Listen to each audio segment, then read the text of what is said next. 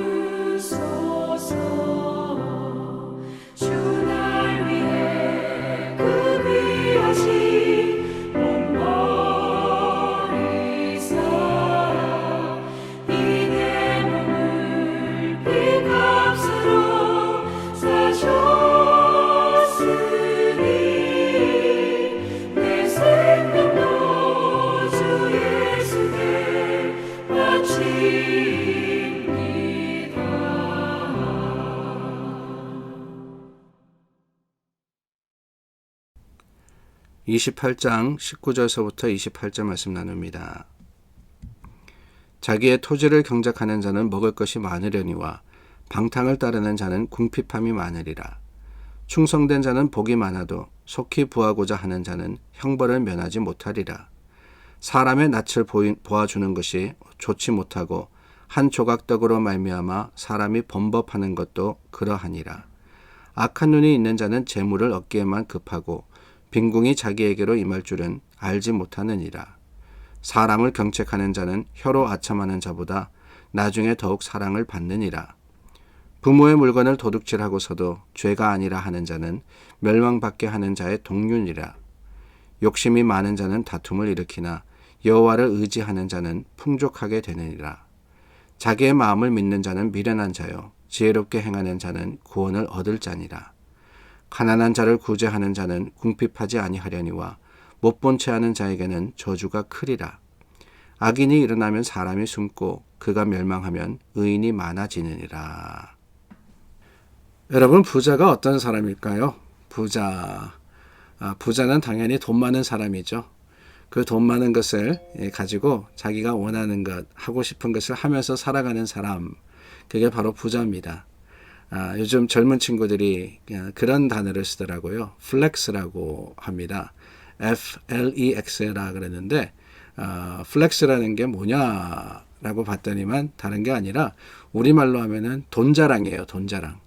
자기가 가지고 있는 것을 이만큼 나는 부자다라는 것을 좋은 물건 또한 좋은 뭐 옷이나 가방이나 이런 것을 들면서 자랑하는 것, 좋은 차를 타고 다니면서 보이는 것, 이거를 바로 플렉스다라고 한다고 합니다.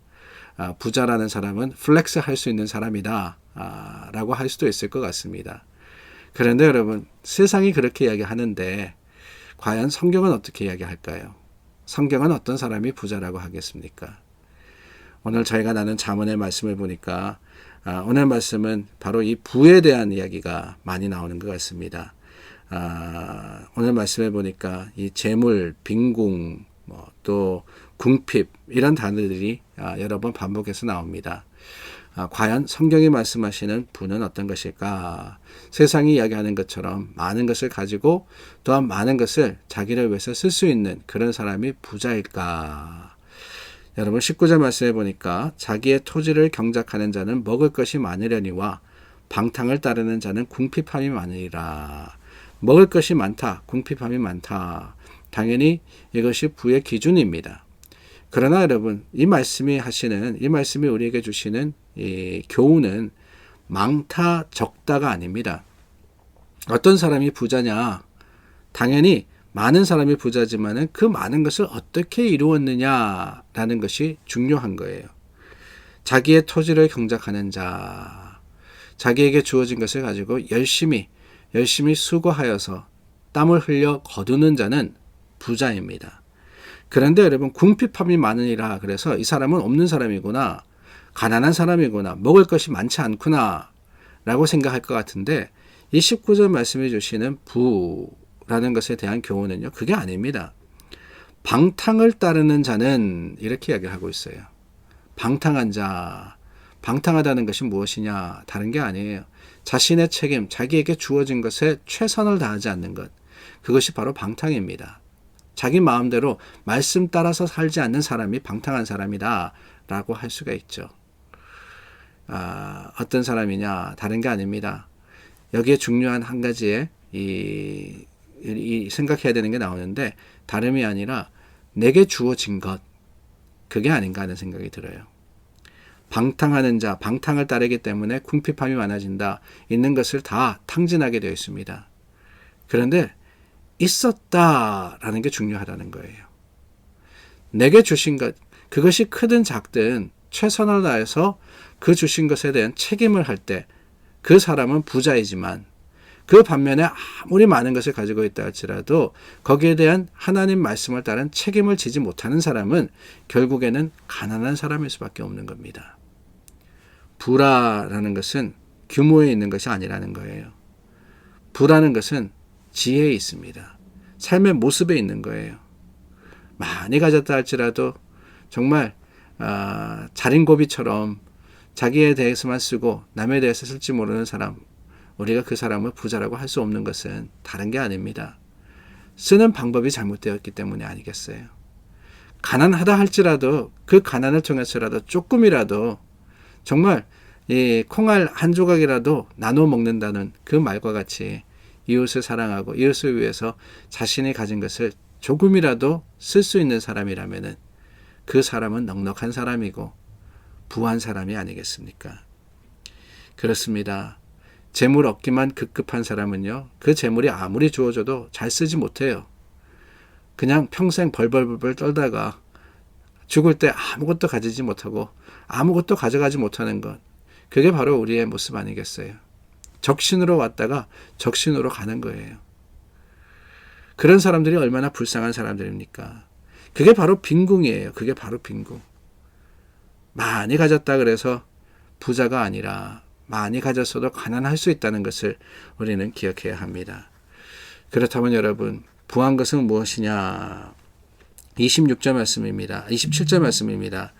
가난한 자를 구제하는 자는 궁핍하지 아니하려니와. 물론 하나님께서 그 사랑과 나눔을 기뻐 받으셔서 갚아주십니다. 분명해요. 거듭거듭 말씀드렸습니다. 땅에 떨어지지 않는 두 가지, 기도와 이웃을 향한 사랑이라고 말씀을 드렸어요. 구제라는 것, 하나님이 기뻐하시기 때문에 반드시 갚아주시고 반드시 그것을 통해서 더 큰 축복으로 임하여 주십니다. 그런데 여러분, 그것만이 아니라 궁핍하지 아니하다. 저는 이 말씀이 다른 게 아니라고 생각이 돼요. 없어가지고 굶주린다. 그래서 그게 궁핍이기 때문에 하나님께서 재물을 주신다. 하나님께서 축복해 주신다. 물론 그것도 그렇지만은 다른 게 아닙니다. 여기서 말씀하시는 궁핍이라는 것은 그 마음이 척박하지 않다는 게 아닐 거예요. 나누어 줌으로 인해서 오히려 그 마음에 충만한 기쁨이 있는 거예요. 나누어 주면은 물론 당연히 적어집니다. 하나님께서 갚아주시든 아니든 적어지는 것은 분명해요. 그러나 여러분, 그 작은 마음에도 기쁨이 있고 감사가 있을 수 있다는 거 아십니까? 우리가 조금 하나님의 나라를 위해서, 이웃을 위해서 쓸 때 하나님께서는 그 조금이 큰 기쁨이 되고 만족이 되고 감사가 되고 행복이 되도록 역사하여 주시는 겁니다. 그러고 보면은 부자는요, 다른데 그 부가 있는 게 아닌 것 같습니다. 세상에 어떤 것을 가졌냐, 많은 것을 쌓아두었느냐가 아니라 그 마음에 무엇이 있느냐, 기쁨이 있고 감사가 넘친다면은 그 사람은 부자예요. 그러나 인색하고 또한 나누기를 힘들어하고 자기 것만을 주장하는 사람은 그 마음에 불안감이 있을 수밖에 없고 그 마음에 참 궁핍함이 있을 수밖에 없다는 것을 우리가 기억할 때 우리는 과연 어떤 모습으로 주님의 말씀에 반응해야 할는지 생각해 보지 않을 수가 없습니다. 저와 여러분, 말씀의 부한 자들이 되기를 원합니다. 삶의 부한 사람들이 되기를 원합니다. 주님께서 주시는 것, 그것이 어떠한 것이든 어떤 규모이든지 간에 서로 나눌 수 있는 교회가 될 수 있기를 간절히 바라고 소망하며 주님의 이름으로 축복합니다. 기도하겠습니다. 참 좋으신 하나님, 주님께서 우리에게 주신 것 나누라고 하신 것인 줄을 우리가 기억합니다. 하나님 안에서 참으로 사랑을 나누고 말씀을 나누고 주님께서 허락하여 주신 것을 가지고 구제하고 도울 수 있는 교회가 되고 성도가 되게 하여 주시옵소서. 예수님 이름으로 기도드립니다. 아멘. 중보하여서 기도할 때 하나님께서 그 중보도 우리가 나누는 것임을 알고 주님께서 우리의 마음을 주장하실 때 주님의 뜻대로 서로에게 축복하는 교회가 될 수 있기를 바랍니다. 기도하겠습니다.